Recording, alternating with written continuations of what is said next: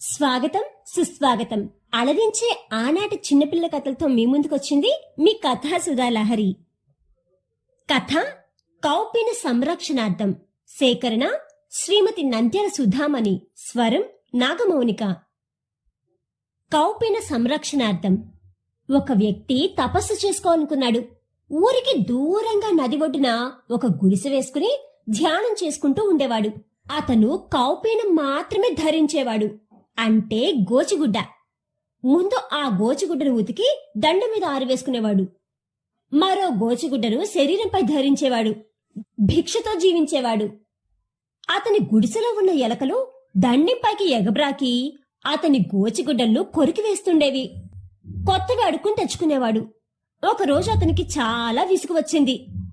ఎలకలను తరమడానికి ఒక మంచి పిల్లిపిల్లను తెచ్చుకున్నాడు. దానికి పాలు కావలసి వచ్చినాయి. రోజు పాడి ఉన్న వాళ్ళ దగ్గరికి పోయి పాలు అడిగి తెచ్చిపోసేవాడు. కొన్నాళ్లకు వాళ్ళు విసుక్కోవడం మొదలుపెట్టినారు. ఇదంతా విసుగొచ్చి ఒక ఆవును ఎవరో దానం చేస్తే తెచ్చుకున్నాడు. రోజు ఆవు పాలు పితికి పిల్లికి పోస్తుండేవాడు. ఆవుకు దూడకు ఆహారం కోసం గడ్డి కోసుకుని రావడం ఒక కర్తవ్యం అయిపోయింది. అతని సాధన కుంటుపడటం మొదలైంది. ఆవు కోసం కొంత భూదానం ఎవరో చేస్తుంటే తీసుకున్నాడు. ఆవును భూమిని చూసుకోవడానికి ఒక అనాథ స్త్రీని నియమించుకున్నాడు. ఆమె జీతభత్యాల సంగతి సమస్యగా మారింది. ఇదంతా కాదని ఆమెనే పెళ్లి చేసుకున్నాడు. ఇదంతా దేనికి జరిగిందయ్యా అంటే గోచిగుడ్డ సంరక్షణ కోసం. గోచిగుడ్డ కోసం సన్యాసం తీసుకుందామనుకున్న వాడు కాస్త సంసారి అయినాడు.